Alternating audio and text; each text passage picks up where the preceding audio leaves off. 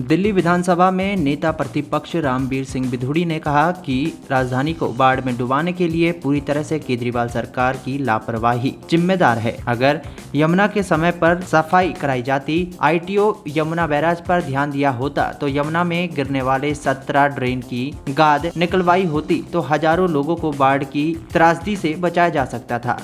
दिल्ली सरकार की लापरवाही का अंदाजा इसी बात से लगाया जा सकता है कि पिछले 6 साल से सीएम ने बाढ़ नियंत्रण के लिए अपेक्स कमेटी की बैठक तक नहीं बुलाई, जबकि सीएम एक कमेटी के अध्यक्ष हैं। उन्होंने कहा कि यमुना में आई बाढ़ का कारण आईटीओ पर बने यमुना बैराज बताया गया। यमुना बैराज की मेंटेनेंस का काम हरियाणा सरकार करती है, लेकिन इसका खर्चा दिल्ली सरकार देती है। हैरानी की बात यह है कि दिल्ली सरकार ने 2018 से ही मेंटेनेंस का भुगतान करना बंद कर दिया। अब दिल्ली सरकार मेंटेनेंस न होने के लिए हरियाणा पर दोष डाल रही है, जबकि हरियाणा सरकार ने 26 जुलाई 2022 को भी दिल्ली सरकार को लिखा था कि ऑपरेशन और मेंटेनेंस के बकाया खर्च 47,83,504 रुपए का भुगतान किया जाए, लेकिन दिल्ली सरकार ने यह भुगतान नहीं किया। यही नहीं, दिल्ली सरकार ने आईटीओ यमुना बैराज के बिजली कनेक्शन का बिल देना भी बंद कर दिया। दिल्ली सरकार द्वारा भुगतान बंद करने के बाद 9 अगस्त 2022 को प्राइवेट कंपनी BSES ने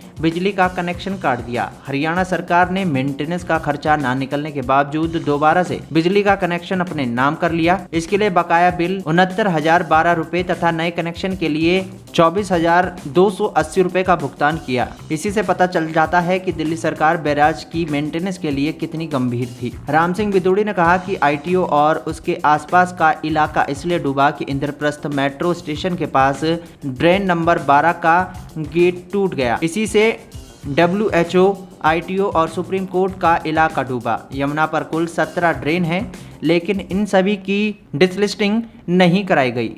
बता दें, आप सरकार ने समय रहते ना तो कोई कदम उठाया और ना ही स्थिति की गंभीरता को समझा। उन्होंने बताया कि दिल्ली में पिछले 8 साल से यमुना की सफाई नहीं हुई। सफाई ना होने के कारण यमुना में 6 फुट गाद जमा हो चुकी है। गाद का निरीक्षण यमुना में बने पुलों या फ्लाईओवर के पिलर से किया जा सकता है। इसका ये सबूत भी है कि 1978 में यमुना अब 2023 में 30,59,000 यूसेक पानी से ही यमुना का जल स्तर 208.67 मीटर तक पहुंच गया। इससे पहले भी 2013 में 8,06,000 क्यूसेक पानी छोड़ा गया, लेकिन यमुना का जल स्तर 1978 के स्तर से कम ही रहा था।